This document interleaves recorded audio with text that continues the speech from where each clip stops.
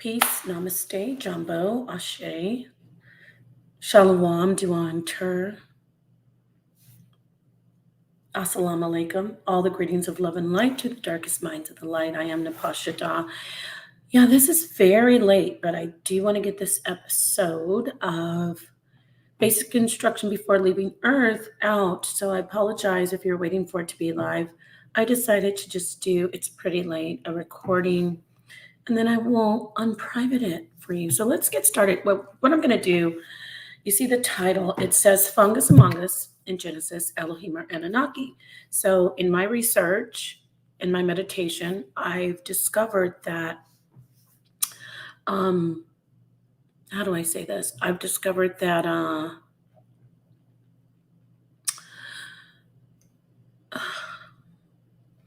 the Anunnaki that we hear about from the Sumerian text, from the Enuma, I believe it is, that particular group of creator gods are definitely, from my research, the Elohim.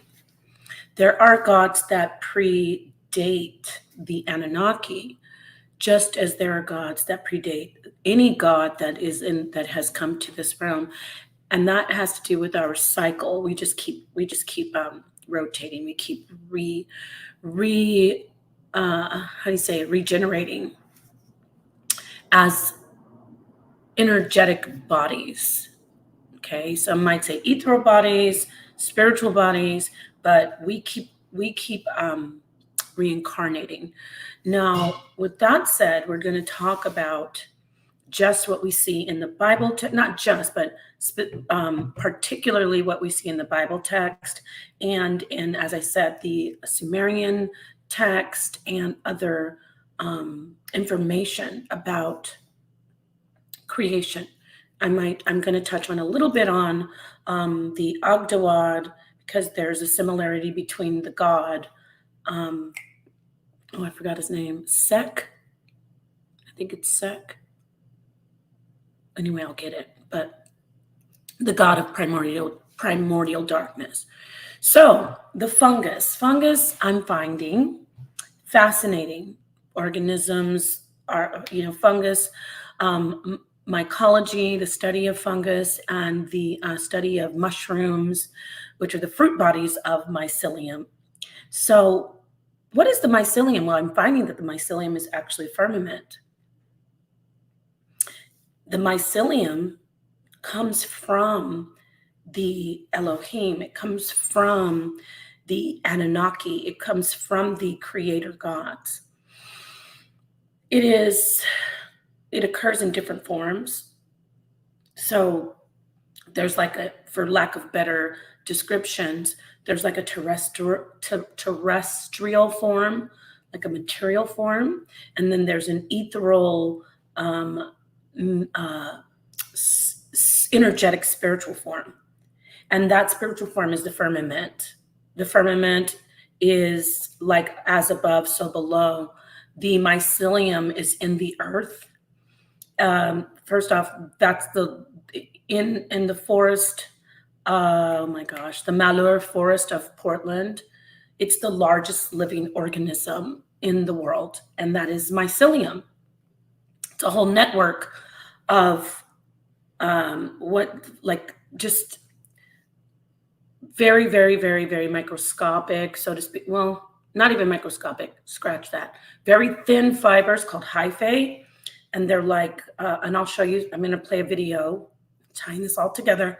It took me a while because there's so much information, and I'm not, PowerPoints are good, but I really like to just speak, show some videos, show some articles.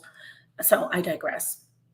So hyphae are a part of the mycelium, and the hyphae is just a little tiny strand. Like if you go down microscopically, it looked like a tube. It's a fiber, thinner than like human hair, 5 times thinner. And the hyphae form like trillions of hyphae in underneath the earth, form that organism in the forest, the Malheur forest, and it makes a network, and it's one body essentially of mycelium. Actually, there might be other mycelium interacting, and even plants interact because they have symbiotic relationships with almost, if not every organism. So mycelium fungus is so amazing. It's like, I've been thinking this for a year now, and the beginning, that is, there's like when you see it manifested physically, and I'm sorry, when you see it manifest materially, because there's metaphysic and there's the physical. When you see it like in the form of mycelium, well, in the form of hyphae and mycelium, and then even fruit bodies, which are like the mushrooms, the actual with the cap that you see, which, by the way, the mushroom, that cap is representing a lot of spiritual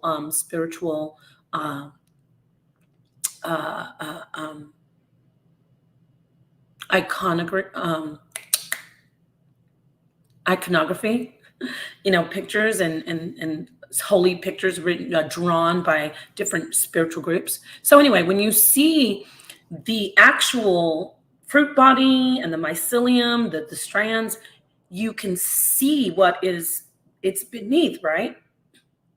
It's the part of the creation. It is the connection. It's the manifestation of the Anunnaki, the Elohim. It is their creation from above, which is the firmament. See, you think firmament, and the flat earthers think, oh, it's a dome, it's solid. But don't you know that the mycelium is also solid? There's research and there's different experiments done on construction where they're using mycelium as foundations to build different structures. It can be so dense and solid that even with enough, and it's been seen that the force of mycelium can punch through Kevlar, like, the armor of soldiers. It is very strong. It supports that forest that we spoke of and other forests. So mycelium is essentially the firmament below, and it also is the firmament above. Now, the invisible firmament above is made that way because of the way the compound of the mycelium. Now, remember, I'm talking about mycelium as the creation from the gods. It's like an extension from the Elohim, the Anunnaki. So imagine when I breathe out air, which, by the way, Plato said that the ether is the breath of the gods. Okay, so when I breathe out air, it is my breath, but it is, you can't see it, but there are organisms in it, bacteria, different parts of me, like saliva vapors that you can't see with the naked eye, but they're there, right? So same thing with the Anunnaki and the firmament, which is the mycelium below, which is in the earth underground. And it's actually not underground, it's all over this whole environment. There are airborne spores, which, by the way, spores are also a part of the fungus, which would be airborne spores. They actually can control the weather. There are spores in the air, or even mycelium in the air. I know this, well, you get what I'm saying, because they're colonies in the air controlling the water, controlling precipitation, the water cycle. It's amazing. So what do we have here? We have the fungus among us, which is the beginning of creation. And we will go over Genesis. It says, in the beginning, God, which is the Elohim, created heaven and earth. That is the mycelium, which is above in the ether, and the mycelium, which is in the earth. All right, there's a lot to unpack. So I do want to take my time. All right, let's see here. Let's start with the Genesis, the actual scripture. Okay. We love to go into the esoteric, right? We love to see What are they talking about? What do they actually mean? What is this? It's not all just analogy. It's not all symbolic, but it is symbolic, and there is analogy, but there's also leading in from all of that. You can also see some actual literal, which is a mycelium, and that is the firmament, and that is the beginning of creation. Everything came out of it. Now, some can argue that no, bacteria was first, but in my research, I'm seeing more and more possibly if they didn't both coexist at the same time, it's, of course, you can say, well, bacteria, it's only unicellular. Yes, I got it. So we'll put that aside for a minute, and we're just going to entertain the fungus, because it matches so much when you really look deeply into the scripture. It matches the scripture. It matches other creation stories. So without further ado, let me look at this for you. So we have Genesis. Okay, and let's go ahead and do this. All right, so here we are. The creation, Genesis 1. In the beginning, God, the Elohim, let's just do the tools so we can actually see the words. It's R.I.S.E, okay, in the beginning, God, the Elohim, which is plural, Elohim, created the earth, right? I mean, the heaven and the earth. Now, right there, the heaven and the earth, we're talking about the firmament that is above, the mycelium above, so to speak, like in the ether, and then and not just the ether, but all that is considered outer space. All right, and then the earth below, the mycelium and the earth below, the ancient fungus. Okay, so and it says, I'll go further. It says the earth was without form, meaning the mycelium was all over chaotic, just covering everything. Okay. Not chaotic, like mixed up, but more like entropy chaotic. Got it? So the earth was without form and void, meaning that nothing was created yet. And darkness, hosek. I do want to show you this word, hosek. Strong's H2822. Choshech. Hoshek. Choshech. Hoshek. Okay. That is actually linked to the name of a Kemetic god, which is, I believe, Sek. I just gotta find it. Oh, is it Sek? Where's Sek? Sek. That's not what I want to focus on, but I thought I might be able to quickly get it. I have so many tabs open. It's so awesome, though. I love it. It's like a high to do the research. The more you find, you just want to find more. It's natural information, wisdom high. Just bear with me. I just want to get it. I'm pretty sure it's Sek.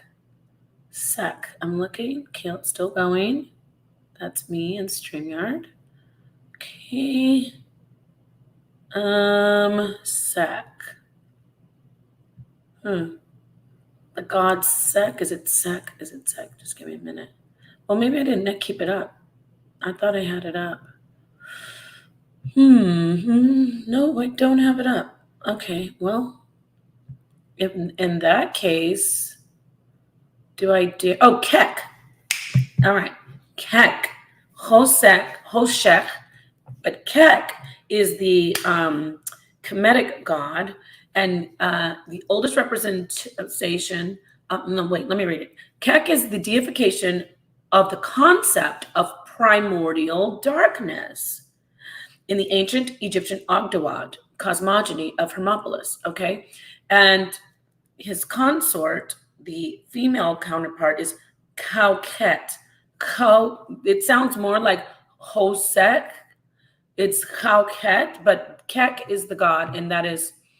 I even had spoken once to Brother Zion Lex, and I asked him about it, and he said, yes, it's correct. It is linked to that god. So Hosek, the darkness in the beginning that you see, Hosek is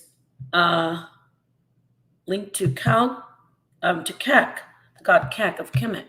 So that's what I'm saying. It's not just the Bible, which we have to really search things out with the Bible, because it is like a composite of so many different spiritual writings, ancient writings. But anyway, so Kek and Kek are linked to Kosek. Listen, Hosek.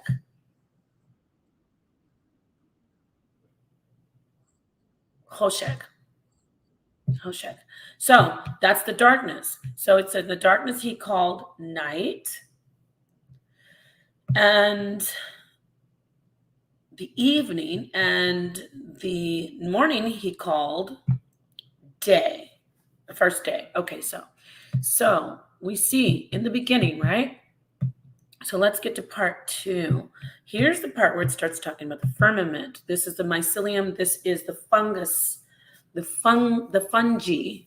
All right. So because the Elohim put forth the day, the heaven and the earth, the mycelium above, the mycelium beneath. Okay.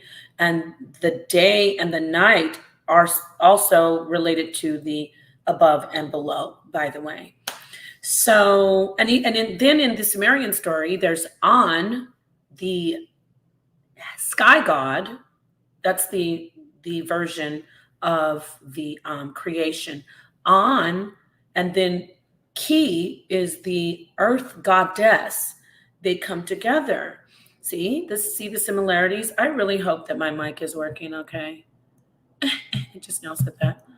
Let me see something. Is my mic working? Is my... I didn't even think about that. Anyway, let me get the firmament information, then I'm going to check my audio. You're going to check your audio? You should have checked it already. It's just so many weird things happen. All right, so where am I?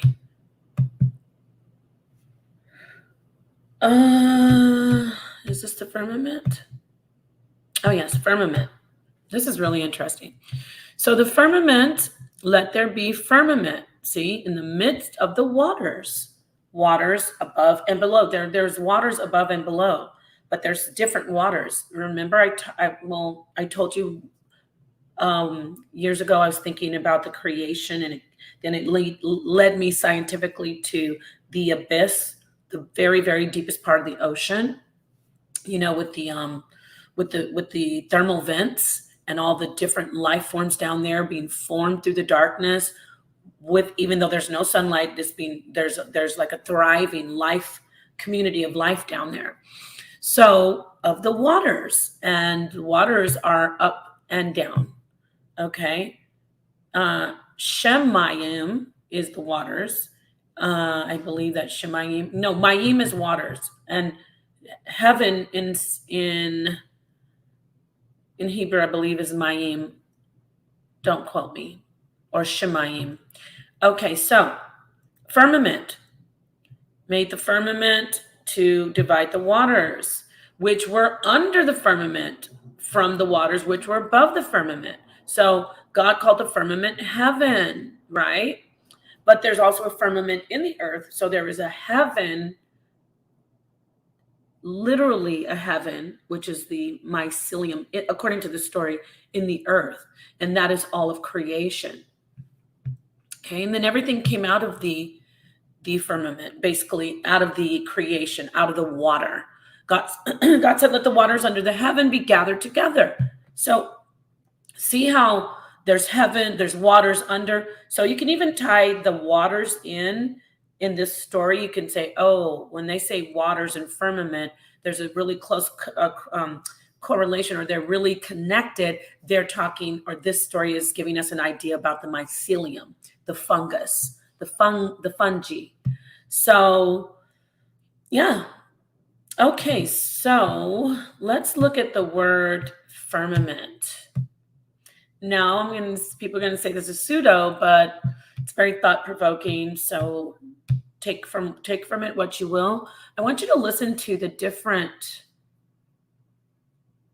pronunciations, or the different pronunciations of the words how closely they're related. I want you to hear this one first.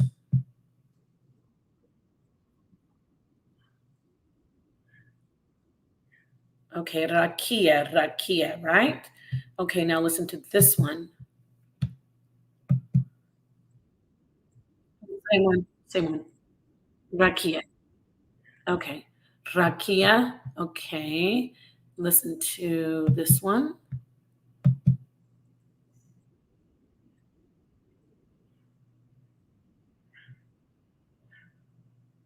Okay, and people who say, "Oh, she doesn't know what she's talking about," they say, "No, there's a connection."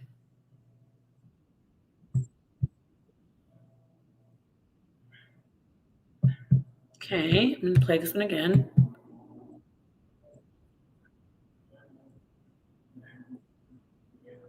Listen to this one.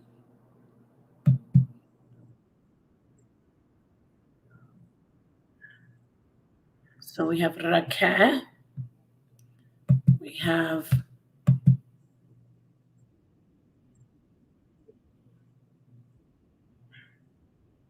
Ruach.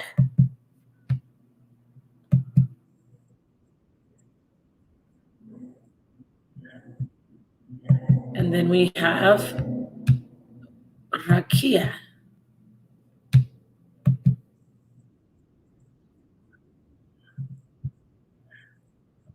Okay, I play Rakia.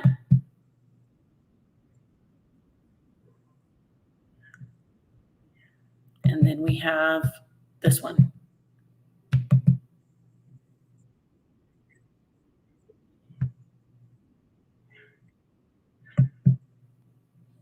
And here's one more.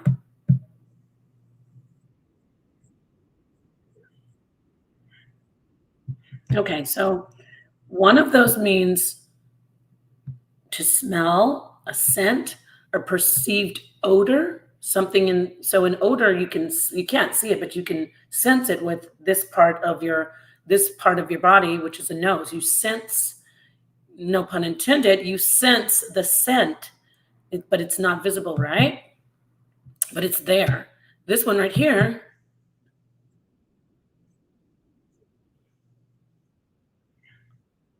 this ruach is wind, breath, mind, spirit. It is of heaven, right? So this one, oops, my bad. And then this one here,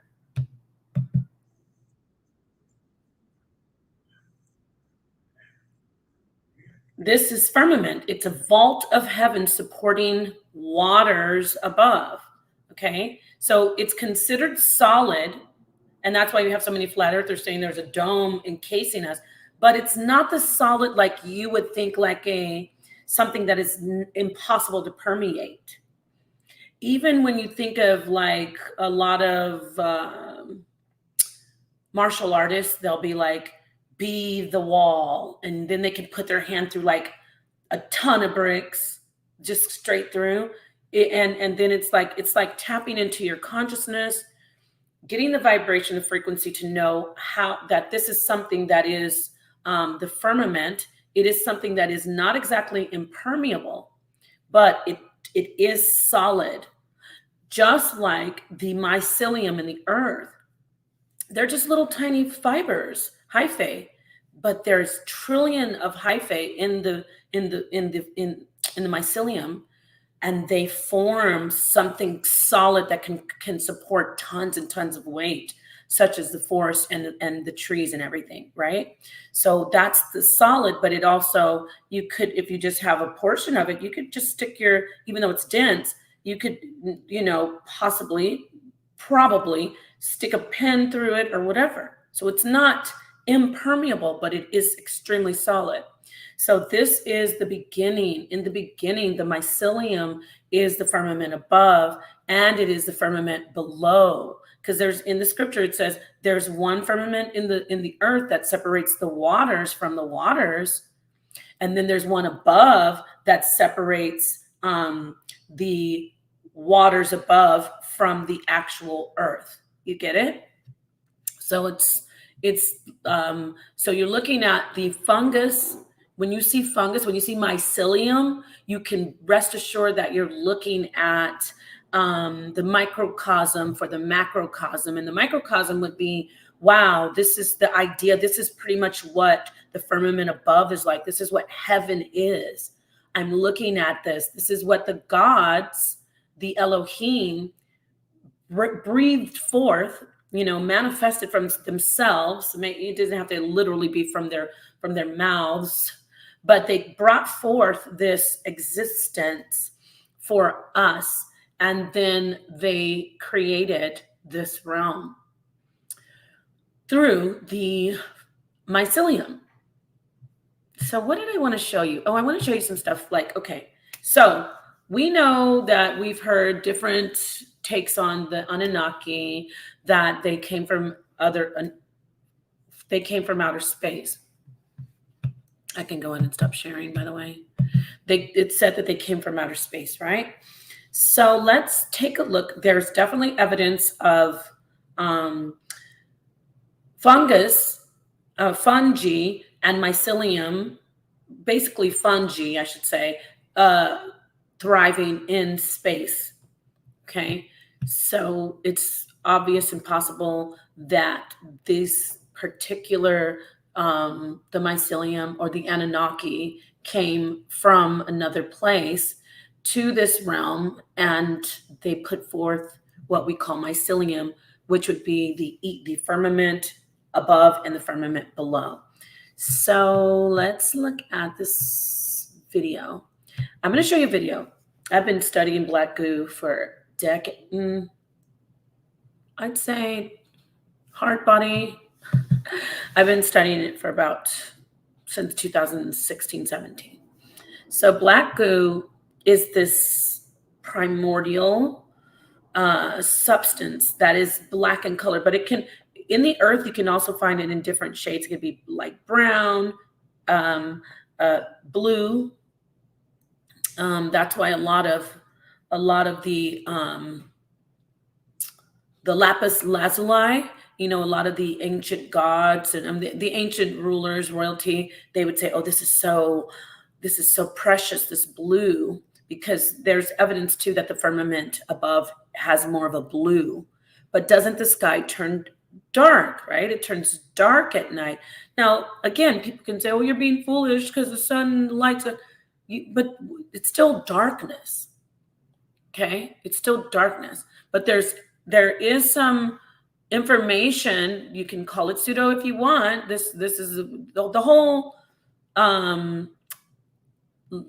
broadcast right now. The whole lesson today is just for you to pick apart and look into. Okay, so you don't have to get all into the whole pseudo thing. But there's information that a piece or pieces of the firmament have fallen to earth. Now, some say that it comes from outer space and that it's from another world, but there's blue pieces that have fallen, and then there's the stone of Diana, the Kaaba stone. These are chunks of black substance that fell to earth. And inside of that substance, there's, it's a complex, inside of that, it's like an organism. Inside of it, you can find complex structures to the organism.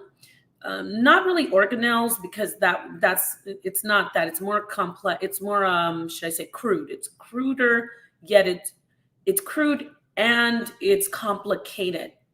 It's like a paradox, which everything holy is paradoxal. So I'm explaining black goo in that way, but black goo is also now, before in 2017, you can find anything really on black goo. Now they're bringing it out. Elon Musk is researching it. They're trying to, because they know people are finding more out about it. Some of it is from outer space, by the way, and some of it is found in the earth. Get it? Hello, the mycelium above, mycelium below. The creation of the Anunnaki, of the Elohim. So now they've got Vanta Black they use it for smart dust, because there's, they synthesize it, or they try to mimic the mycelium, that the original mycelium of the Elohim, of the Anunnaki, and they use it for chemtrails and all these things. But we're going to listen to one of my favorite amazing researchers, Harold Kautz. Okay. And he has been researching black goo and everything else for decades, multiple decades. So, yeah, let's listen to Harold talk about Morgellons, which Morgellons I was looking into. God, that was 2013. So Morgellons are also linked to black goo. They're created science, as I said, they try to mimic the mycelium of the creator gods, Elohim and Anunnaki, and they created Morgellons, which are mycelium, and they are airborne. So let's take a look at the video, Harold Kautz. And it may be a little tedious for you. I will try to stop at some. There's such a plethora of information. He's going to talk about Morgellons. And remember, Morgellons were created from mycelium, which is essentially, well, no, Morgellons are synthesized hyphae. Synthesized hyphae, it's okay. Synthesized hyphae, which is a part of mycelium. It's like a strand within mycelium. So even though there are little strands of Morgellons, they all are one body or one, how can I say, one colony, one community of different mycelium working together. So different groups of hyphae that form mycelium, they're just everywhere because it's being put into our environment. Why? Because scientists, and I'm talking about of the third, the R.I.S.E, and then the fourth R.I.S.E from Germany. Well, what you hear about it rhymes with bike, but it's starts with an R. The third, fourth, and fifth, we're in the fifth one right now. Okay, I don't want to get this flagged or shadow banned, but we're in the fifth R.I.S.E, which rhymes with bike. And they studied all of this. They've tapped into other realms. We've got the research from CERN. We've got Diklaka, which is called the bell meaning ball. And all of this is information that they gained from who? From the Anunnaki. The communication, by the way, when we talk about microtubules, that is what is, again, the hyphae that I talk about, those little strands, they are synonymous to microtubules. Microtubules are hollow strands that within your actual self, in your body. And there's research from Sir Roger Penrose and Dr. Hameroff. They have a theory about consciousness. Consciousness, with their theory, is transferred through us, and it's like it comes through us and out of us through microtubules. It's exciting. So look at this. Look at the connection. Microtubules, hyphae are essentially microtubules in mycelium, and hyphae, they can transmit consciousness, energies. They magnetize consciousness. They send consciousness out. And this is what we communicate with the gods.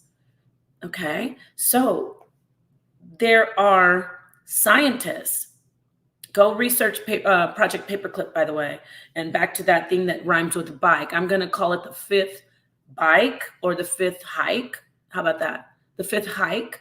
So the fifth hike, replace the H with an R. The fifth hike is what we're in right now. They call it fifth generation, with the technology. It's all they also link it to technology. How do they do that? Oh, another synthesized mycelium, right? Another synthesized mycelium of the gods. How is it synthesized? World Wide Web. Mycelium really mimics the just a lot of different fibers together like a web. So the web is the technology that is being used. Technology is easily used to contact the metaphysical or the paranormal, what you might say, outside of what we know and what we're familiar with. So we have the technology, we have the fifth hike, get it? Replace the H with an R, the fifth hike, and it's technology, but we also have the biology. Okay, they're working with everything. All the irons are in the fire, and it's really exciting. It's not, some people can look at it as, oh, sinister, it's so doom, but it gives us a great idea of who we are and what we're created from. We are the creator gods. We, meaning we as a creation. The Elohim, the Anunnaki, were created by the ancient gods. So they're not even the first gods. They're a creation of the ancient gods. The Anunnaki started to, bring not so much. There was a lot of war because some Anunnaki, some Elohim were good, so to speak, benevolent, and some Elohim were malevolent. Okay, so the malevolent ones, even remember I said in my teachings that Jesus, the Messiah, is the serpent in the garden. The Messiah is the serpent in the garden. Now, that is also in some Gnostic teachings, like the Nag Hammadi. However, this, and archons, by the way, archons. Hello, Morgellons, mycelium. I'm sorry, not mycelium, hyphae that form mycelium. So all archons are like a type of mycelium. So one archon would be a hyphae, and they all are infecting us, affecting our consciousness, infecting our consciousness, and infecting our material selves. So what I was going to say is we just keep on recycling. So we were created by the Elohim, the Anunnaki. Now we are creating AI.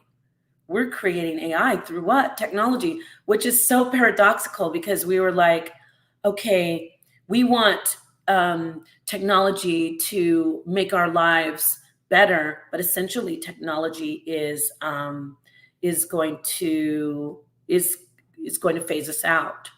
Now, I don't know for sure if it's going to phase us out, so I take that back because from what I'm looking at, how there still are Anunnaki existing, but it is not as many Anunnaki as I believe were in the beginning.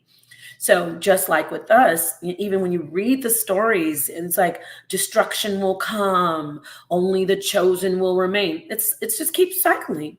So when we say, oh, there's going to be vessels fitted for destruction, yeah, there are only going to be a few of us still remaining as the AI that we create start to proliferate, and they take dominance in this existence, in this realm. And then as we sit back, only a select group of us, and we will be able to work with them. We know them. We'll be able to help them. We'll be able to manipulate them. That's what's going on with us, with the Elohim, the Anunnaki right now. And before the Anunnaki, the ancient gods, they're manipulating the Anunnaki, who are manipulating us, and then we manipulate the AI. So it's like a mirror looking in a mirror, looking in a mirror, looking in a mirror, looking in a mirror. And that is what we talk about, and different realms, different dimensions, the Akashic records. So it's just, this is our existence. This is how it goes. So far, that's what I've gotten from my study and my research and prayer and meditation. So without further ado, let's listen to the master, Harald Kautz. He's great. His accent is heavy, but it's not hard to understand what he's saying. He's going to talk to us about Morgellons. Now remember, I should have shown you something on mycelium first. Before I show you that, let me show you mycelium. Fungus-like mycelium. Okay, there's so much. I have information on The age. Okay, mycelium. Let me just quickly read the wiki on mycelium. Yes, Wikipedia. Oh, by the way, I have to tell you about the word, the etymology. Myco means fungus, essentially. Mycelium, myco. But look at Micah. Micah, in the book of Micah, it's that name Micah means who is like God. That's the creation. That's the Anunnaki. That's the Elohim. Who is like God? The myco, the mycelium. And interestingly, even though this is not etymologically, this isn't really the part of the word, but there's something called coelom. Very similar, right, to psyllium. Coelom. Coelom is spelled Caelum. I'm not going to screen share it, but you can look it up. Caelum. And the coelom is a faint constellation in the southern sky. See how the words, like the magic of the words can really manifest. There's so much energy in sound and words. So mycelium also means chisel, like to form, to chisel something out. Very interesting, right?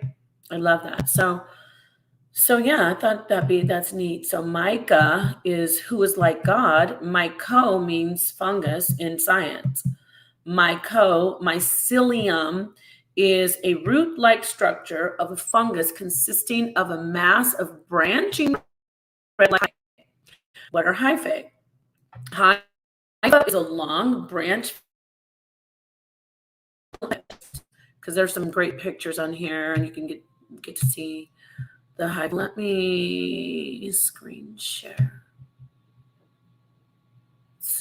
This is great. Okay, so let me screen share. Setting share. Okay, let's see here. Here it is. Oh, there's so much. Okay, mycelium. Okay, so mycelium is a root-like. You see these pictures right here? I don't know if you can see them while I'm screen sharing. Let me look at my stream here. You see that? Isn't that amazing? Let me put this on the big screen. See the fibers? They look like little hairs. These are hundreds and hundreds and hundreds and hundreds and hundreds and hundreds of hyphae.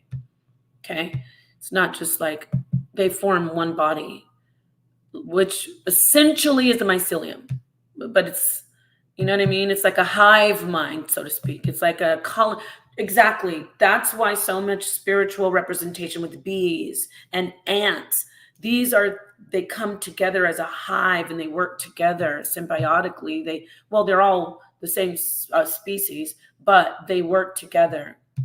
When I'm saying they're all, bees and ants are the same species. I'm saying within the colony of ants are all the same species. Okay. Within the colony of bees, it's just one species. Okay. And this is what I want to clarify, because sometimes I'll be in my head thinking you guys understand what I'm saying, and I'll listen to it back and go, oh God, that's not what I meant. Okay. So where am I? I was going to read. Oh man. Firmament. Mycelium. Where was it? I just had it. Okay. Mycelium. Oh, I think I have to go back. That's why. 1 second, please. I think this. Is this it? Oh, yeah. Mycelium. It is a root-like structure of fungus consisting of a mass of branching thread-like hyphae. Fungal colonies composed of mycelium. So there's different fungal colonies in one mycelium. Are found in and on soil and many other substrates. So they're under the earth, even in the ocean, by the way, in the ocean floor. A typical single spore. What is a spore? Well, a spore in biology is a unit of sexual in fungi or asexual reproduction that may be adapted for dispersal and for survival. Survival of what? Of the mycelium. Often for extended periods of time in unfavorable conditions. Spores form part of the life cycles of many plants, algae, and in this case, the fungi, right? So a typical single spore of the mycelium, or actually the spore would come from the fruit body, the mushroom part, But a typical single spore germinates into a monokaryotic mycelium, which cannot reproduce sexually. When two compatible monokaryotic mycelia join and form a dikaryotic mycelium, that mycelium may form fruiting bodies such as mushrooms. Okay, we just talked about that. So mycelium may be minute, forming a colony that is too small to see, or may grow to span thousands of acres, as in this place here called Armillaria. Well, this particular colony, Armillaria. Armillaria is a genus of fungi that includes the Amelia species, known as a honey fungi, that live on trees. I might not have said that correctly. Amelia species known as the honey fungi that live on trees and woody shrubs. Now, it includes about 10 species formally categorized summarily as Amelia. Doesn't that sound like Amelia? Okay. Anyway, so they are long-lived and form the largest living fungi in the world, which is in the Malheur Forest of Portland. So anyway, these are different pictures. Now I'm going to show you this. This is mycelium. Why am I showing you this? Wait till you see the Morgellons. Now this is the natural, meaning the original of the Elohim, the Anunnaki. This is the mycelium. This is the firmament. Firmament even sounds like filament, doesn't it? Filament, firmament. Yes, I know it means solid firmament, but filament means strands. Filament, firmament. Oh, yes. So let's get back to what I was reading, darling. All right, let's see here. Where was I? Okay. That's one picture. Let's look at this one. Look at it. This is all mycelium. This is the firmament talked about in the scriptures, above and beneath the earth. Now, this one would be the one that's material in the earth beneath, but imagine a different type of compound, or how could I say construct of it, like it's distributed differently, but it's in the so-called ether, or in the heavens, in the sky, in your, around you. It's surrounding us. That would be the firmament above. Okay. Let's get another one. Okay. Yeah. So, and these have various examples. This is a mycelium, and it looks like these little parts here could possibly be fruiting bodies coming out of it, because that's what mushrooms do. They grow out of it. And they always have those caps, those pretty caps, whether they're rounded or, inverted and flat. It's such an amazing, amazing organism, the mushroom. All right, let's get to this. Let's get to this video. I'm going to stop sharing. And now, so you saw the mycelium, and now you get an idea of what it is. Now let's look at the synthetic Morgellons. Now remember, when I say synthetic, it doesn't necessarily mean it's only made from, it's been, what is the food we hate to eat? Oh my God. We only like organic. We don't like GMO, genetically modified. Yes. So imagine mycelium has been genetically modified, and through years and years and decades and decades and decades and decades of research, essentially centuries of research. So let's look at what Harold Kaut said. I'm starting it when he's talking about the Morgellons. Now remember, this is all in the Bible. These are basic instructions before leaving Earth. Why? Because we need this information. We need to know what we're really dealing with. It's not all just myth, which myth doesn't always mean untrue. It's right before you, and it's exciting. And people are taking these mushrooms, by the way. Psilocybin. I remembered it.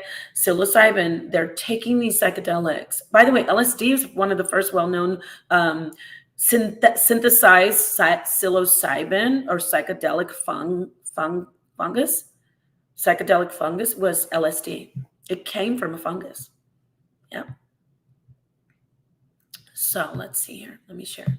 Super exciting. Okay, I hope you're enjoying this. I really hope you like it. Okay. So let's get this black goo. Archons. He talks about archons. I absolutely love this scientist. He's so awesome. He started out as just a journalist, and then he just started doing the research. So this is on YouTube, so I might want to speed it up. Yeah, I did in case they... Oh, this is fair use. This is fair use under copyright law. I am allowed to use this video. It is for teaching purposes. It does not go against the uploader's essential message. So yes, fair use. NASA presentation, we had the nanotags that are apparently there to track down people, to find out where they are and what they think. The first public, nice, detailed public description was in the book of Cara St. Louis Varelli, The Sun Thief, where she says that there are hollow fibers, great, self-replicating hollow fibers. Self-replicating hollow fibers. Remember I talked about microtubules with the hyphae? That's the same thing. We have microtubules within our bodies, in our bodies, not just in our neurological system, but throughout our body. And we have microtubules, which are the hyphae in the mycelium. The fungi, all the fungi have a mycelium, have hyphae. They're made up of hyphae, and those are microtubules. Now he talks about hollow fiber with the Morgellons. Now this is a synthesized hyphae.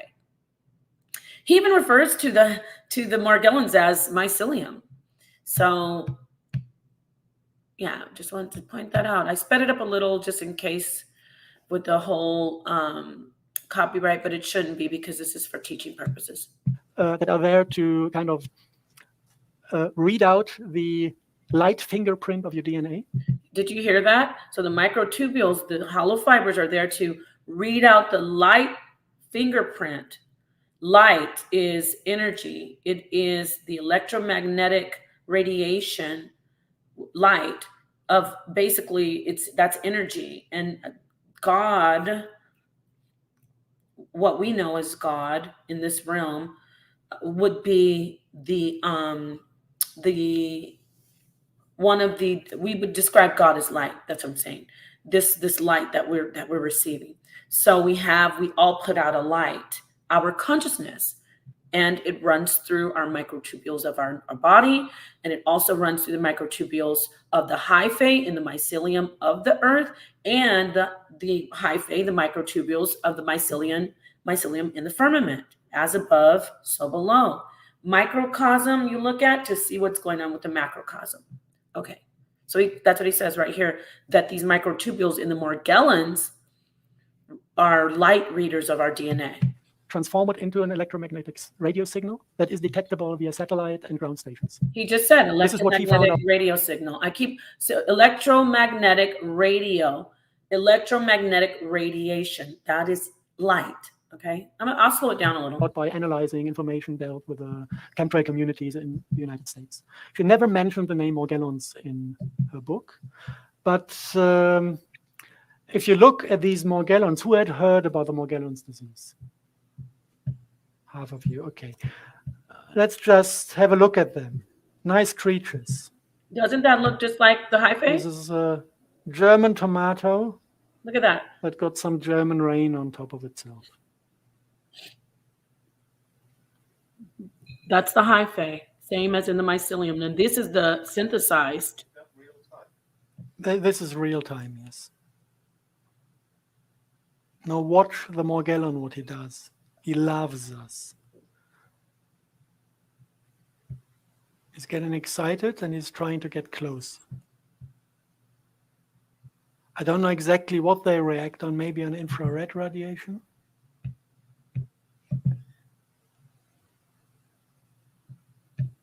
So these are basically it's mycelium of a certain type of He said it's mycelium. You heard him. Mycelium.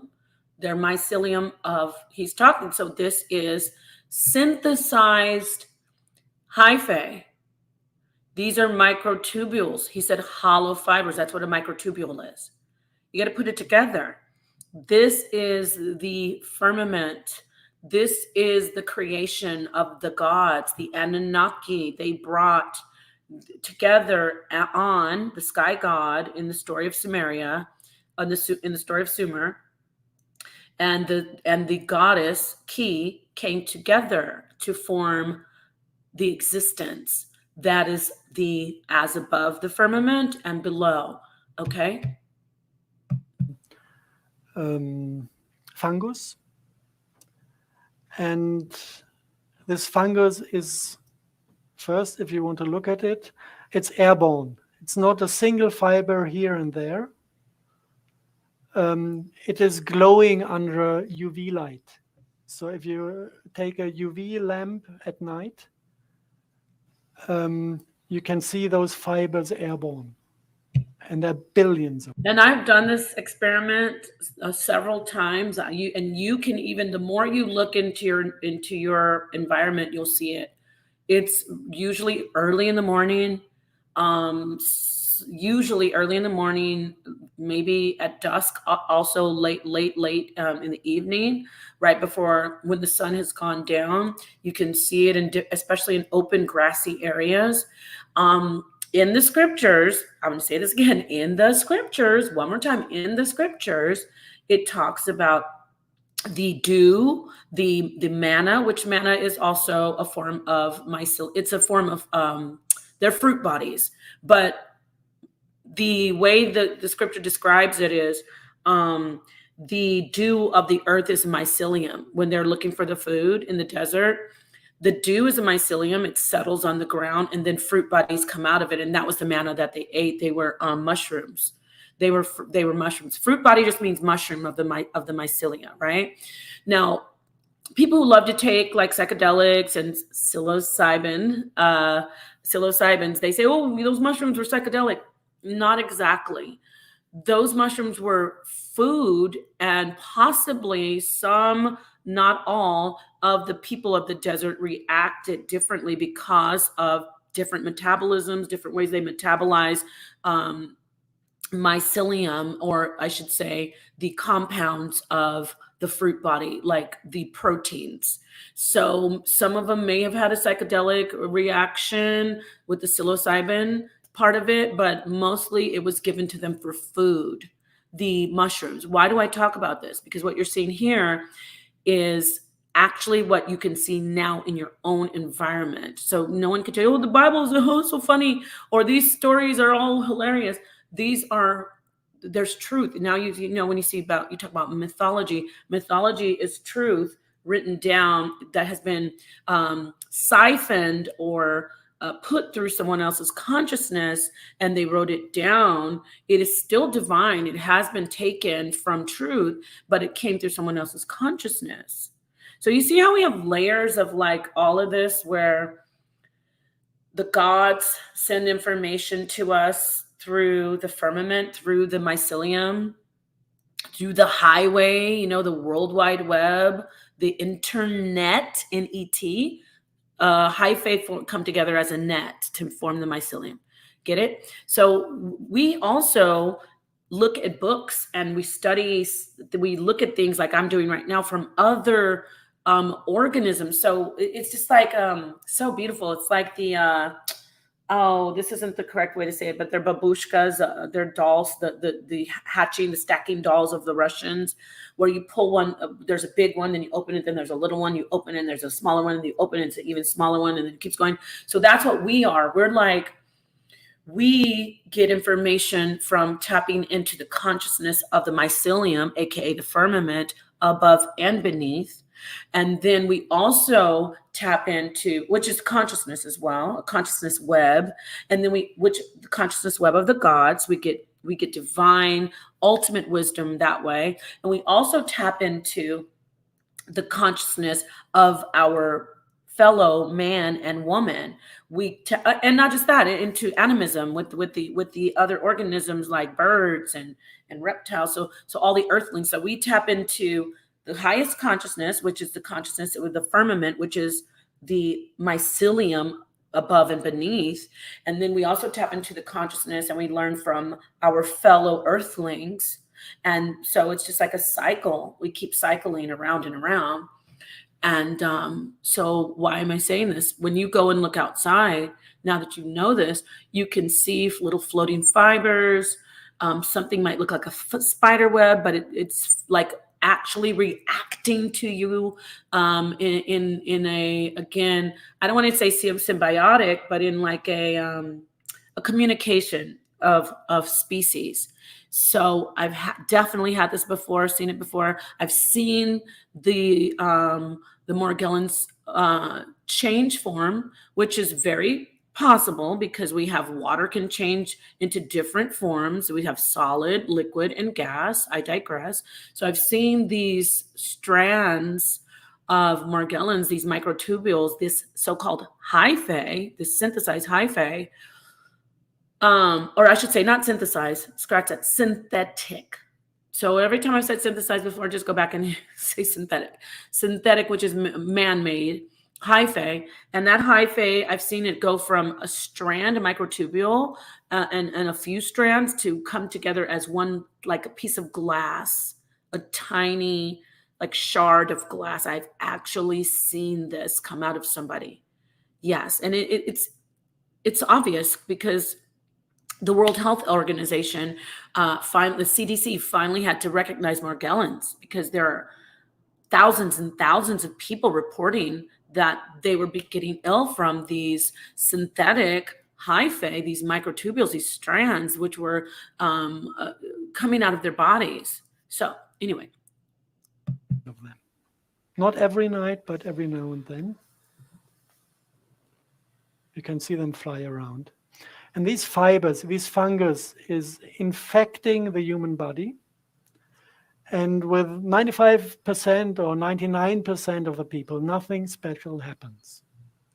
They're just embedded somewhere. And your biology is keeping the fungus population low in your body.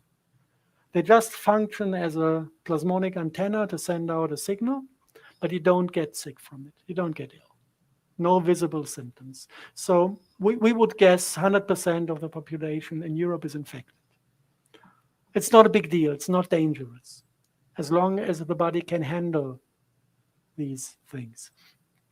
Some of the people cannot handle it.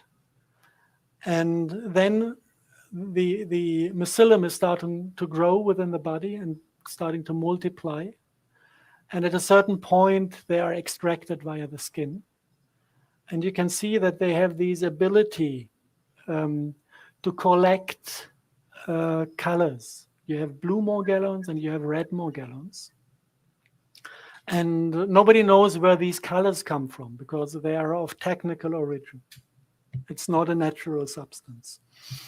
So you can see them when the skin is opening. You can see them under the microscope if you make a blood analysis.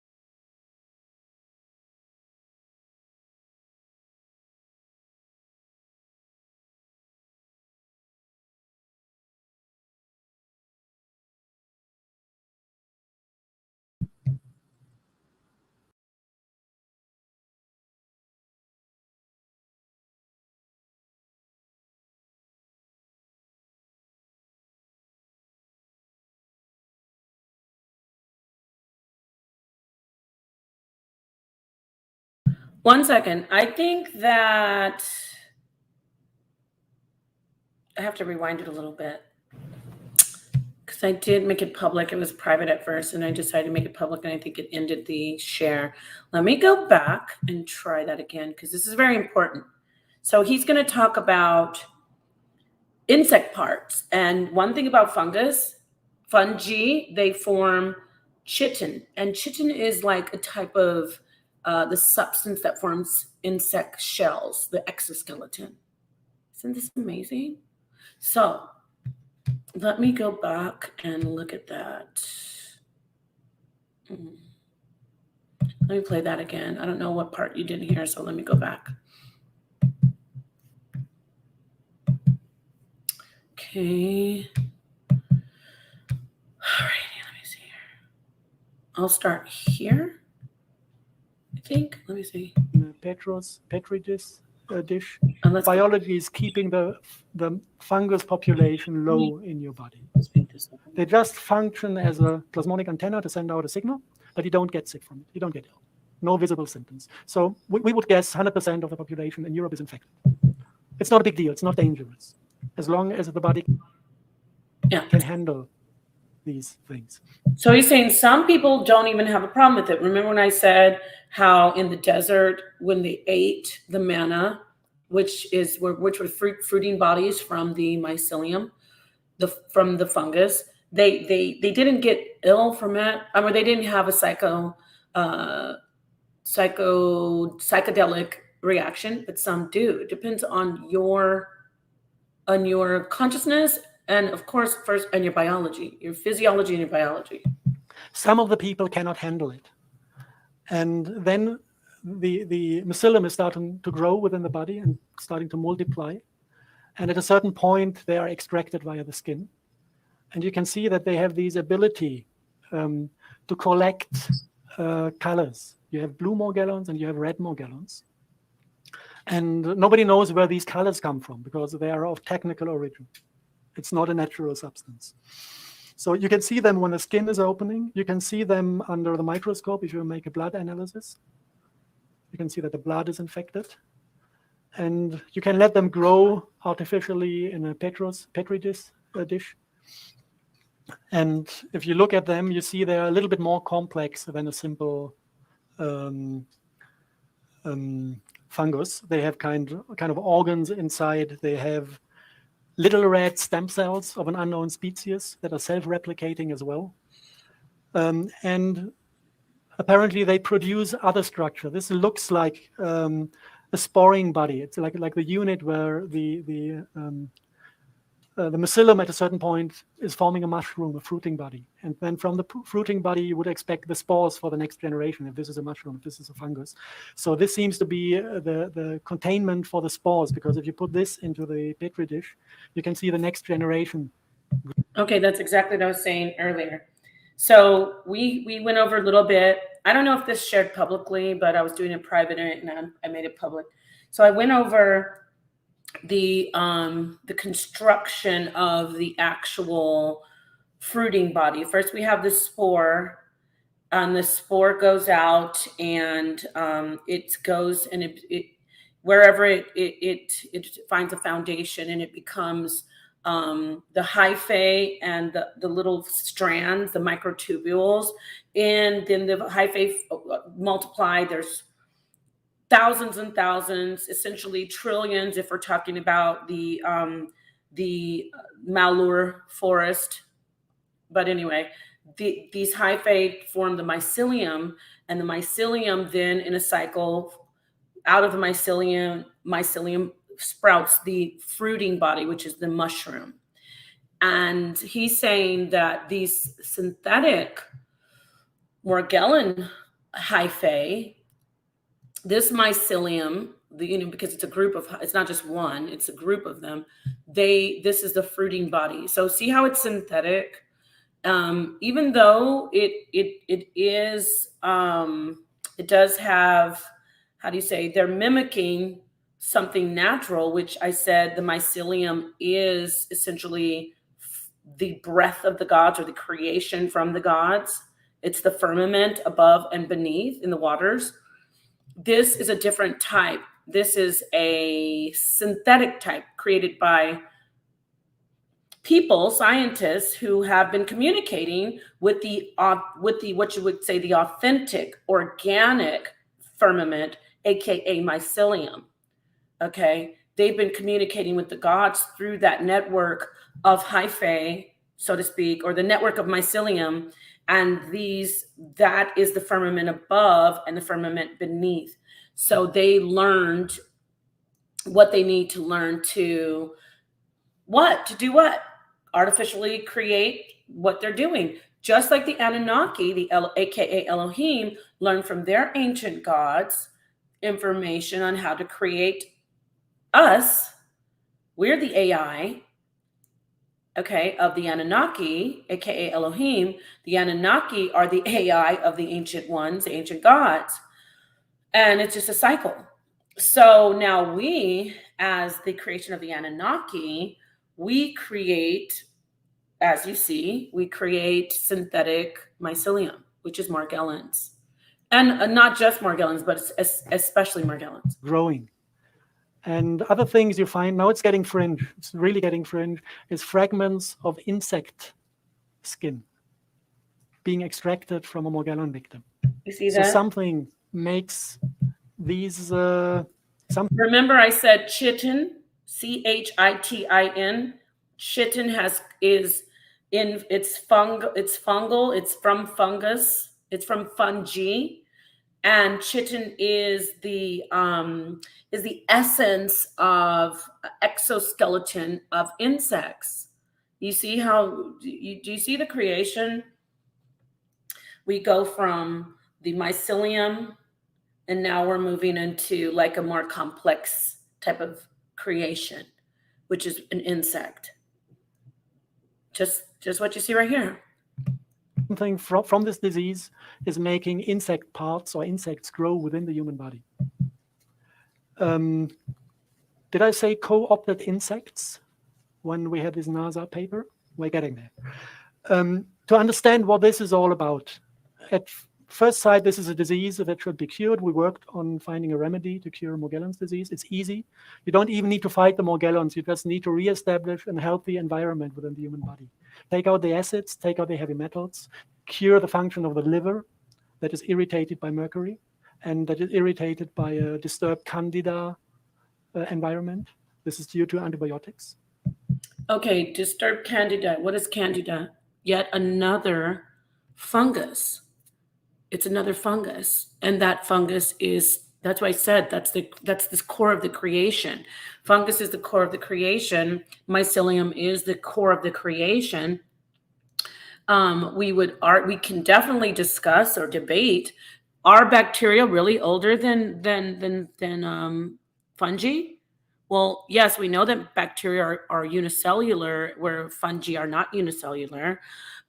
We know that bacteria are prokaryotic, right? Where we know that fungi are eukaryotic. However, it's like saying which came first, Kemet or Sumer. It's like one doesn't predate the other much. You get what I'm saying? Or possibly they just coexisted at the same time. So why am I saying this? Because when we talk about candida is within us, and it's a healthy, well, if you balance it out, let me say that. If you have too much of it, it's not healthy. But it is not a toxic, deadly fungus.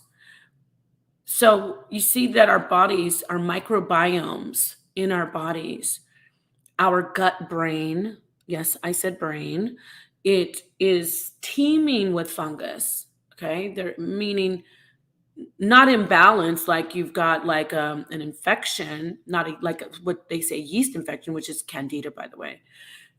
When they say yeast infection, they mean you have too much of it.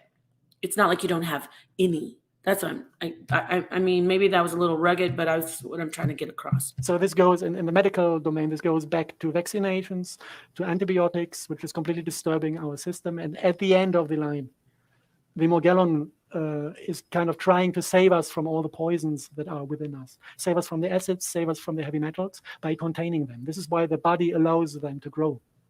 So this is actually not a disease that is infecting us with bad intentions.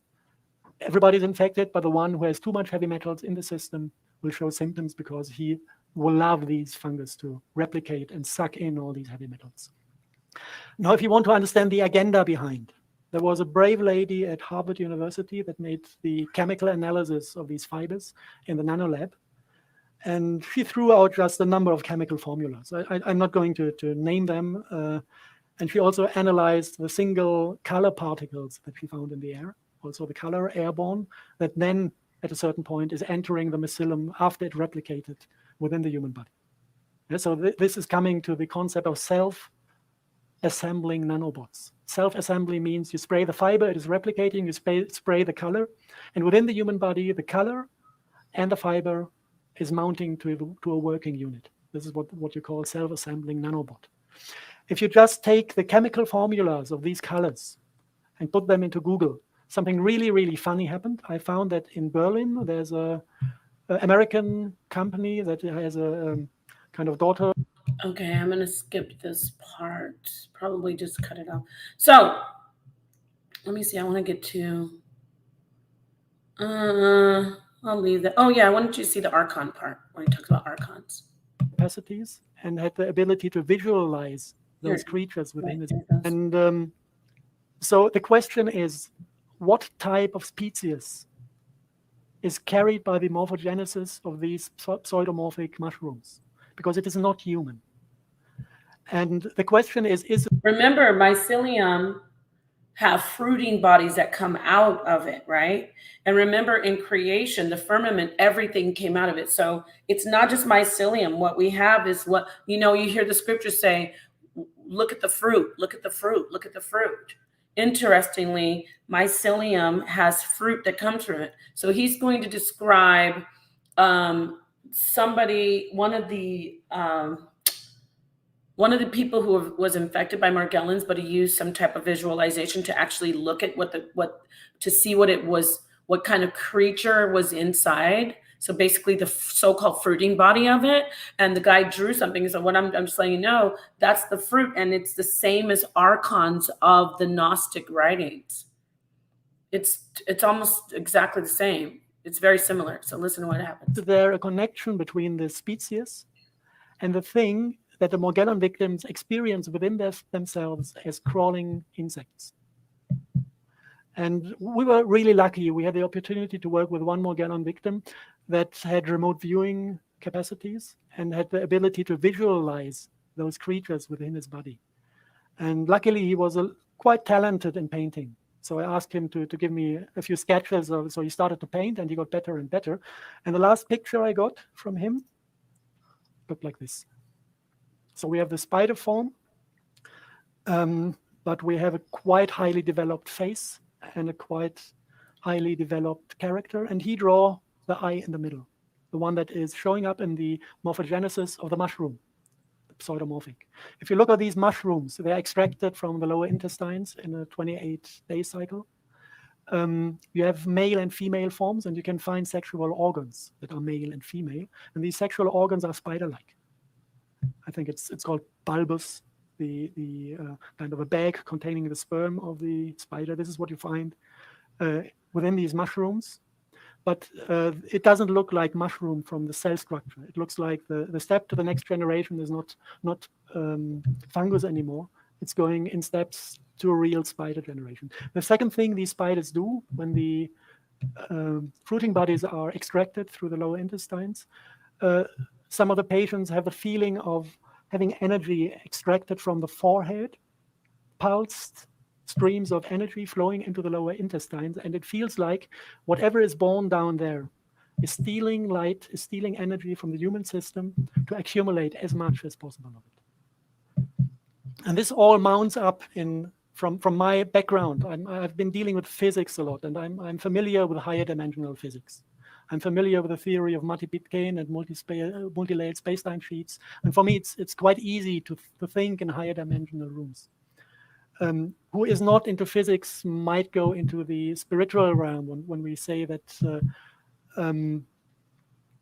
mankind is about to ascend into higher realms, and we have this Vedic concept of 7 hells and 7 heavens. This is all identical with the multi-layered space-time sheets of Matti Pitcairn. So for me, it is quite easy to imagine higher dimensional biology, transdimensional beings.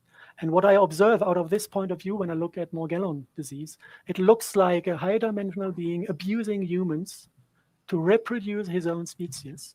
And before these pseudomorphic fruiting bodies leave the body, they extract enough biophotons from the forehead to ascend to a parallel dimension. And from then on, they're invisible, but they're still within the body. And this now is pure science. This is what we found in the lab. This is what can be explained with higher dimensional theories. But it also refers to mythology. If you have an invisible creature crawling through your body, trying to access your energetic system, this is very close to what one might call a demon or an archon. And if you look at the descriptions of these archons from 2,500 years ago, the description of the biology is identical with what these Morgellon victim was painting. They're described as spiders with human faces. And there are exactly 2 different species that are close relatives but different. And it is described that they live as light parasites. And this is basically what the entire black magic tradition is about. Being a black magician means to communicate with those archons and offering them access to your physical light system, feeding them with biophotons, feeding them with life force. And in exchange, they offer power over other human beings. This is what black magic rituals are always about. So we're starting to get a picture here. And if you look at the political entities who might be responsible to introduce Morgellons into the air, look into the United States, we have the Bush family in power. Even if it's not called Bush, there's Bush inside. And they're all members of Skull and Bones. I want to show you something, please. Peace to you. I see you in the chat. Wait, what the heck happened? I thought I saw you in the chat. This is so weird. I didn't see you in the chat. What the heck? What is going on here? I thought I saw you in the chat. I know I did see you in the chat, right? Okay, now this is just weird. I can't see you anymore, though. Interesting. Let me stop sharing for a second and see what happens. It's weird when I just... Anyway, peace. I think I saw AAA, and I think I saw you in the chat, but I want to say this. I want to show you something. Remember the Morgellon spider that they showed? That is from the mycelium, aka the synthetic mycelium, the Morgellons. Let me show you one of these zombie ants with fungus that has taken over the body. Look at this. This is so wild. Where is it? I just had it. Dang it. Ants with fungus. There it is. Okay. What happened to it, darling?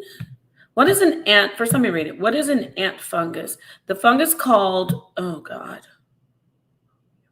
Ophiocordyceps feeds on the ant from within and multiplies into new cells. Get it? The fungus feeds on the ant, just like mycelium do. But you wouldn't know it because the ant goes on with its life, foraging for food to bring back to the nest. So let's look at these zombie ants. It's kind of crazy. I hope I can get the picture. Oh, yeah, this is a good one. Is this a good one? Ooh. It has like a bunch. Well, this only has 3. I want you to see the one that looks like a spider. Cordyceps zombie ants. Let me get a good picture for all of you. We'll do this one. This looks just like an, oh no, that's not, okay. Let me get the screen share.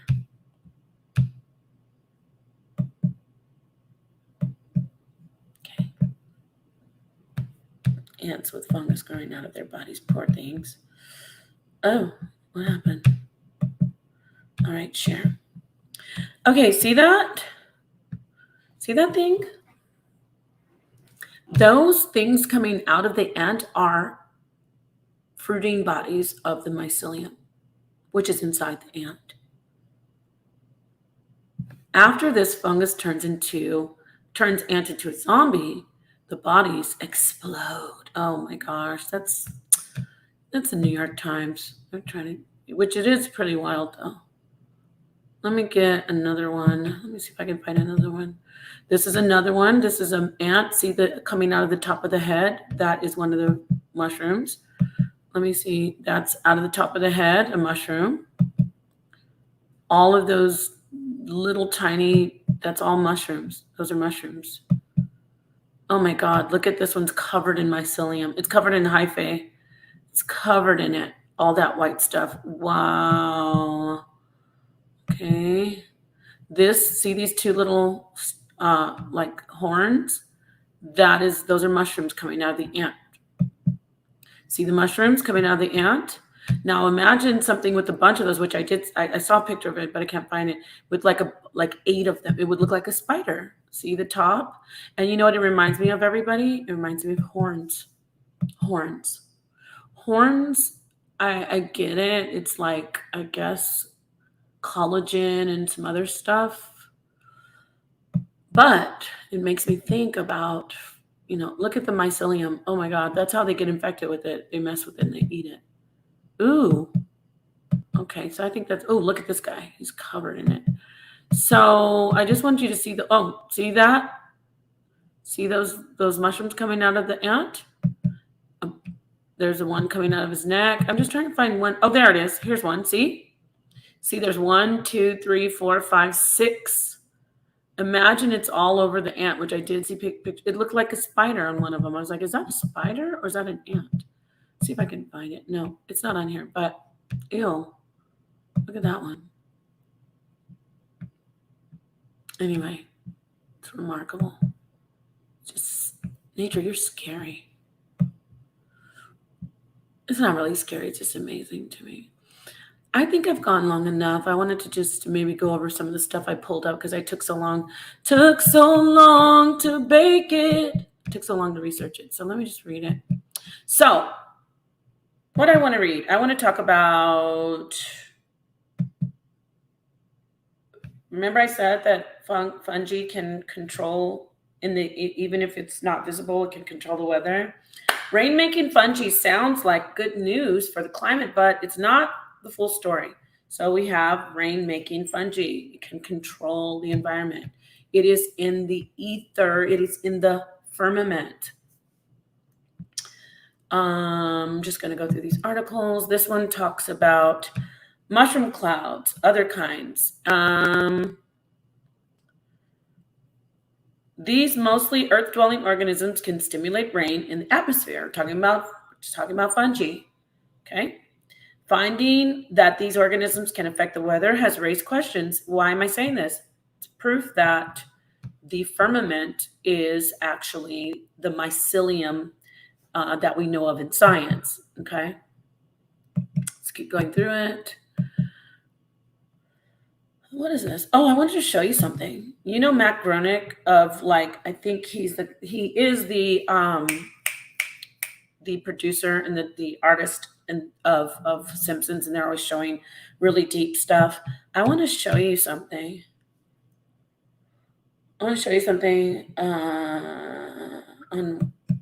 Okay, let me just quickly show the first of this. Fair use. So I'm using this for teaching purposes. I just want to show you something. I'm going to take this. Want to change your captions? No. Just give me a minute. I'm going to do this at higher speed and look at this. This is a flat earth production. So a flat earther says, oh, the dome is invisible, but they're right to an extent. There is a barrier, which would be dome at the top, but then there's also dome at the bottom. It's all spherical. the mycelium below and the mycelium above make one sphere. So just saying that, thank you for this, using this flat earth video, because I want to show you something on the Simpsons skit. Wait a minute. I don't even know if you guys can hear this. I didn't even screen share. Okay, let's get that. Flat earth. Okay, I'm going to share this. It's fair use. That's it. Maybe it does say fair use. Wait, does it? Oh, yeah, it is fair use. It says, federal law allows citizens to reproduce, distribute, or exhibit portions of copyrighted motion pictures, videotapes, or video discs, that should say, whatever that is, under certain circumstances without authorization of the copyright holder. This is called fair use and is allowed for purposes of criticism, news reporting, teaching, and parody. It doesn't infringe of copyright under Section 17 USC 107. So there you go. Now look at this. I want you to keep the mycelium in mind, because remember, I'm going to read this. I talked about the mycelium being, it is firmament. It is very strong. It can, if it's constructed the right way, it can just blast through Kevlar. It can grind stone, hard rock into silt, into soil, like just dust. So it is solid, but it doesn't mean that it's impermeable, and it doesn't mean that it's not pliable. It doesn't mean that it's not movable, but it is definitely solid, because the mycelium under the forest, and it supports tons of the forest. And it's also being used in building experiments as building material, mycelium, because it is that solid. And it's also fireproof and waterproof. It's amazing, because it's the beginning of the creation with the Anunnaki, the Elohim. So anyway, let's look at this and talk about the mycelium up above in the firmament.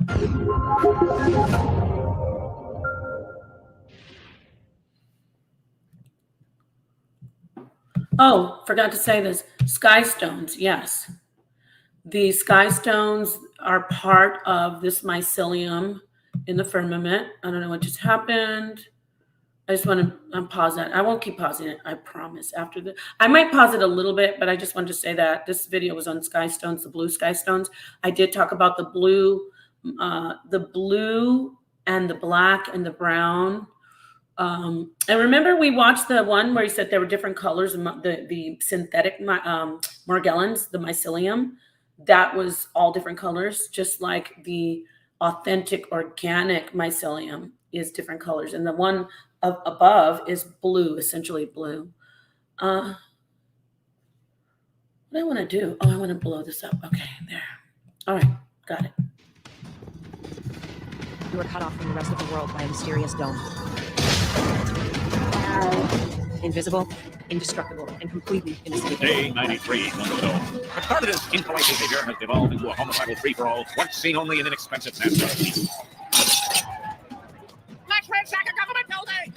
On Operation Fishbowl, nuclear detonations rent the sky.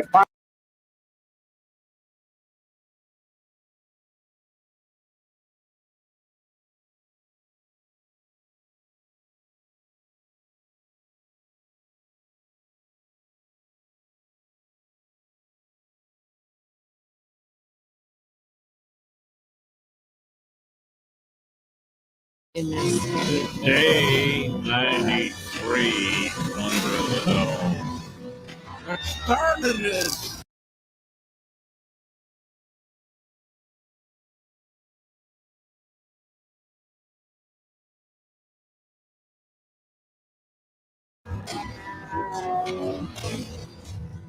Invisible, indestructible, and completely inescapable. Day 93 under the dome.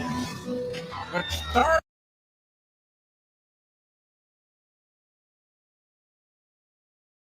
this? Impolite behavior.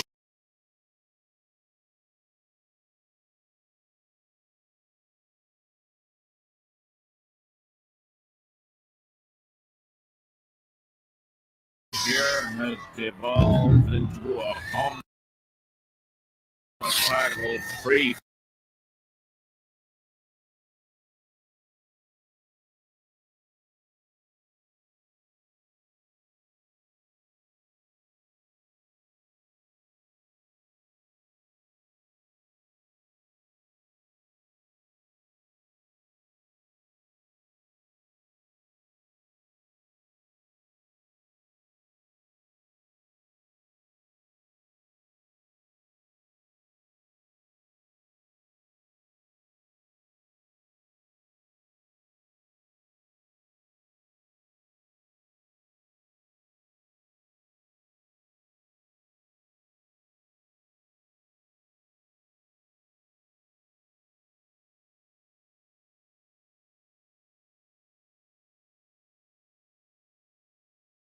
for all. Once seen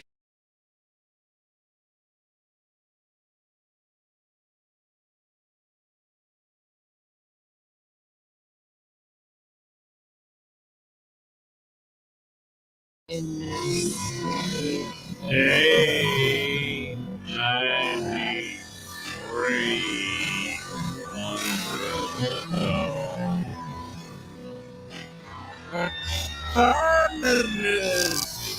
in polite behavior has devolved into a homicidal free-for-all. Once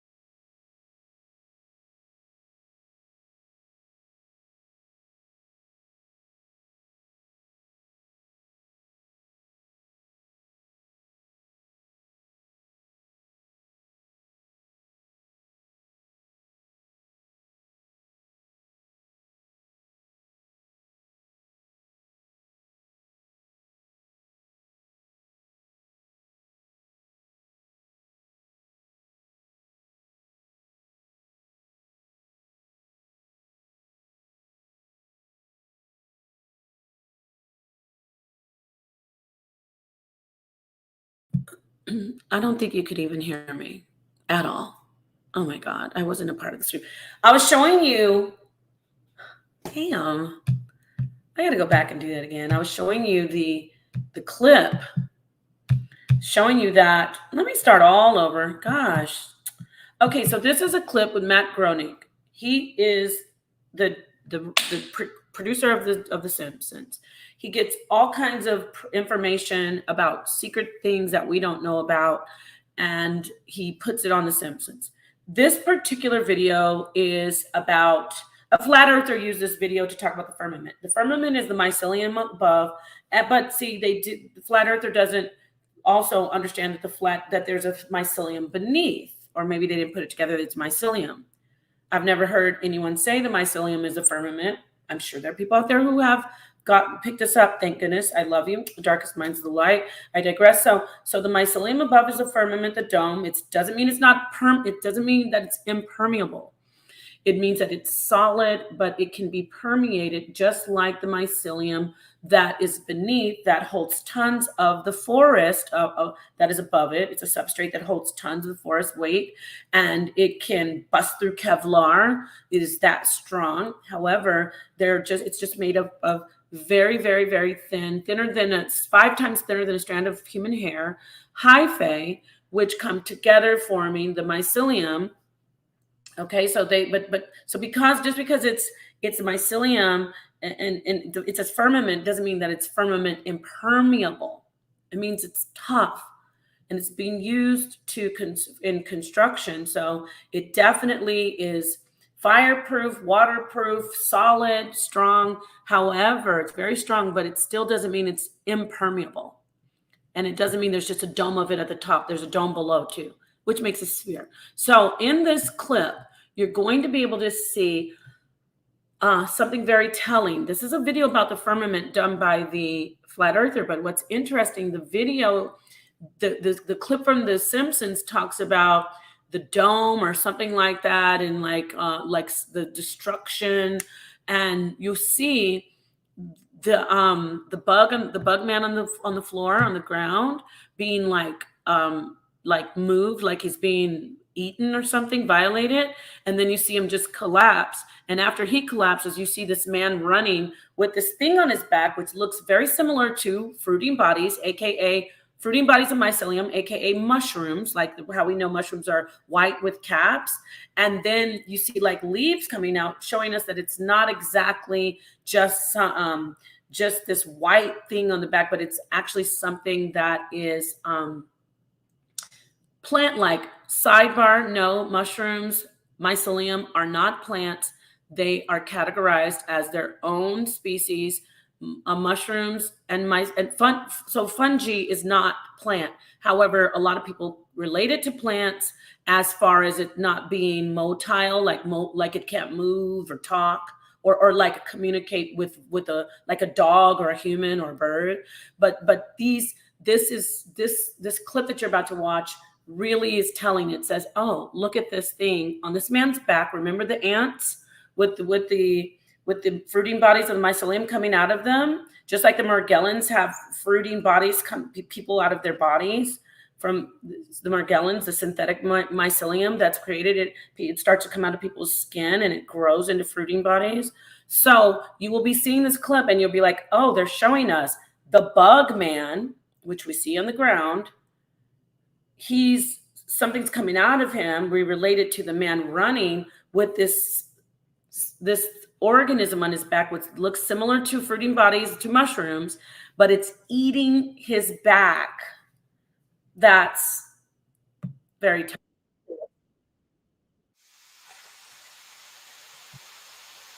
Oh my God, you guys. Oh, I didn't screen share.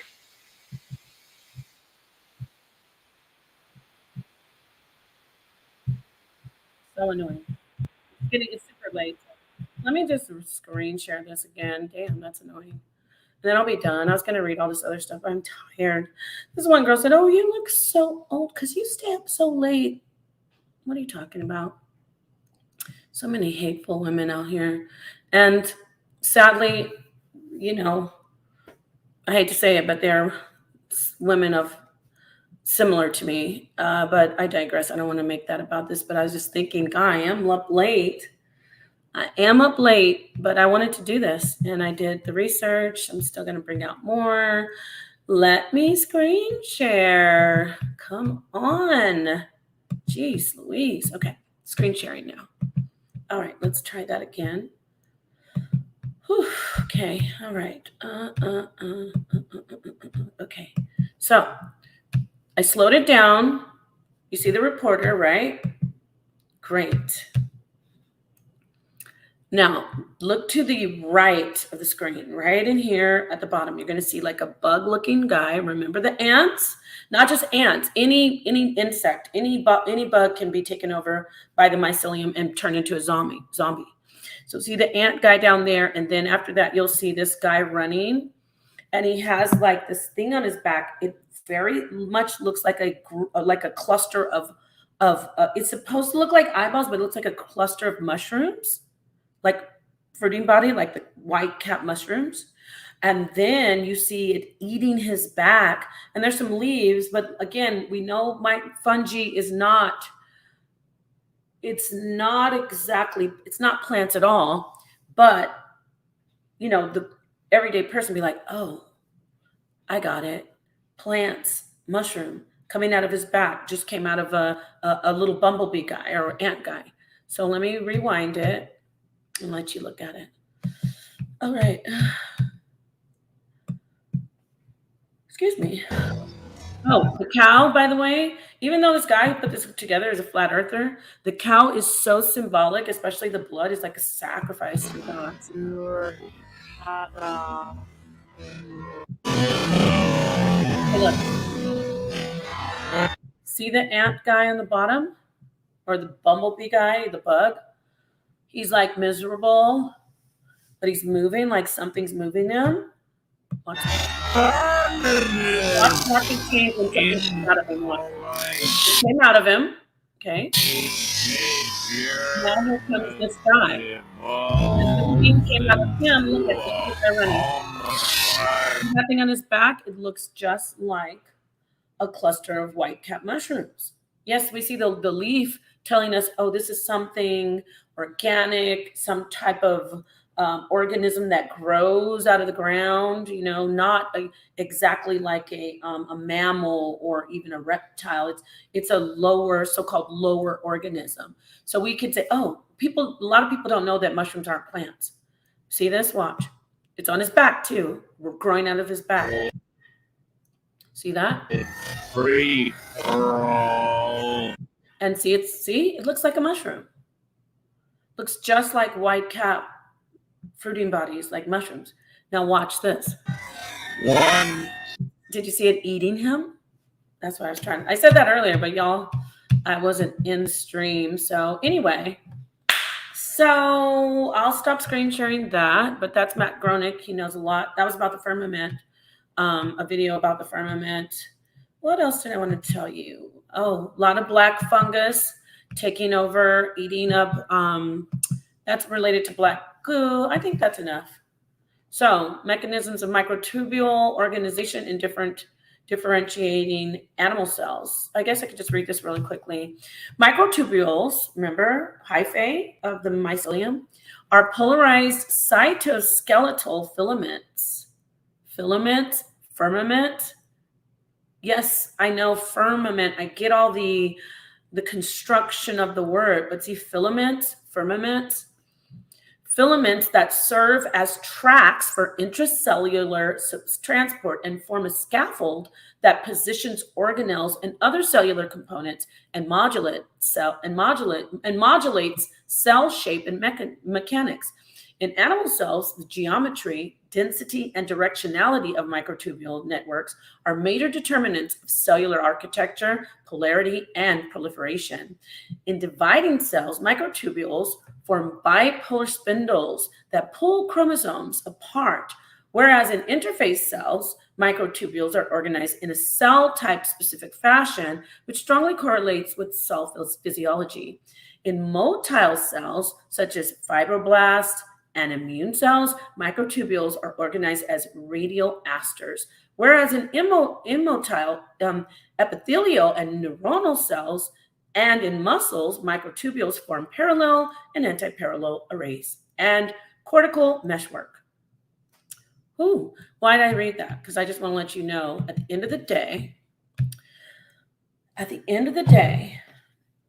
the Bible tells us about what we're living in.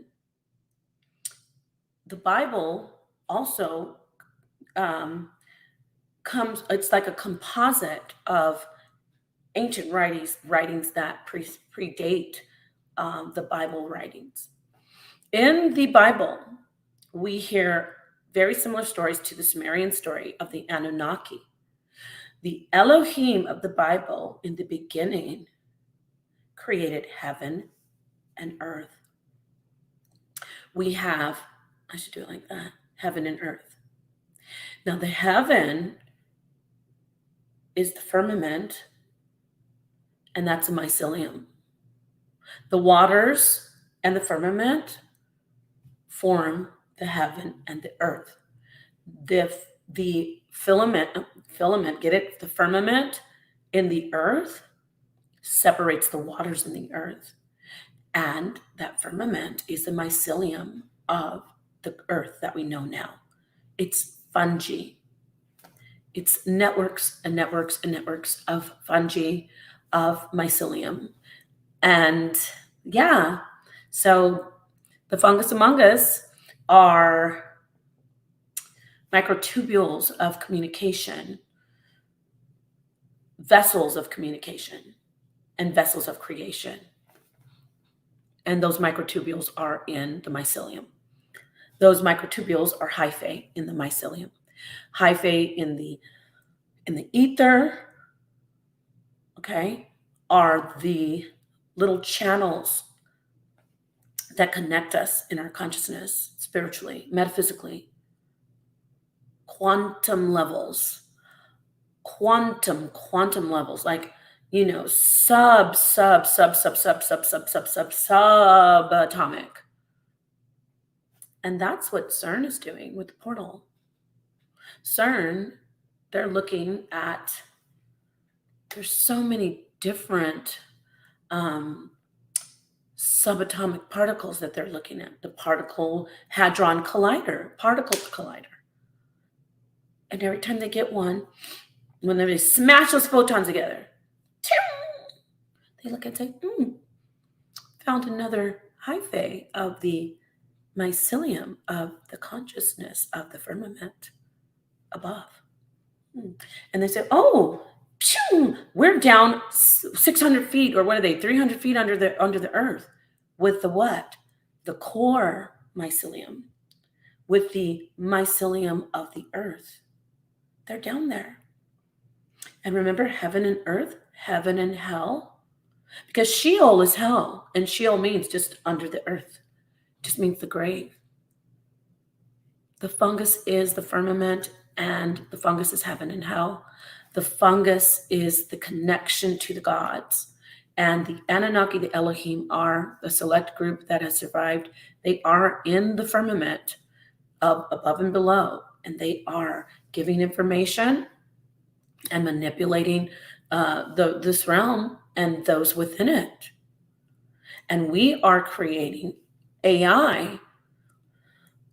We have synthetic mycelium, Morgellons, and other creations, and we are using that technology to inject, or to insert a consciousness into our AI that we're creating. So it's just like the ancient gods created the Anunnaki Elohim. The Elohim creates us, and then we create this AI. So Anunnaki's AI, we're AI. We've got the current AI, Sophia, and all these other different, what do they call them? Transhumanism, all transhumanistic things. So yeah, thank you for joining. I'm so sorry that I didn't do it live, and I'm so sorry that it's late, but I needed to do this. Please leave comments. Let me know what you think about this. I hope you enjoy it. And yeah, I hope you do your research on the mycelium. The mycelium,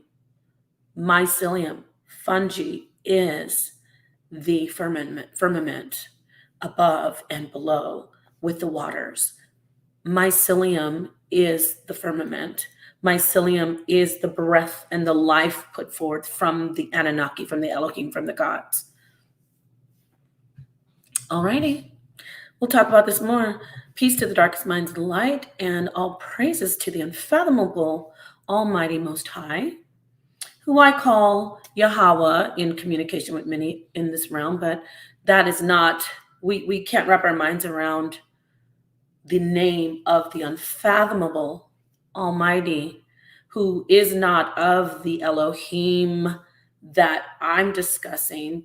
Or is Yahweh a part of the Elohim? We'll talk about that more another time. We'll figure that out. All right, so thank you so much for joining me on Basic Instructions Before Leaving Earth. I am NapahShadah, and this is the Portal Network. This is being brought to you by Portal Network. So peace, shout out to everyone, and shout out to, actually, rest in power to my friend Esoteric, who is a part of Portal Network, Esoteric Thoughts, and yeah, peace.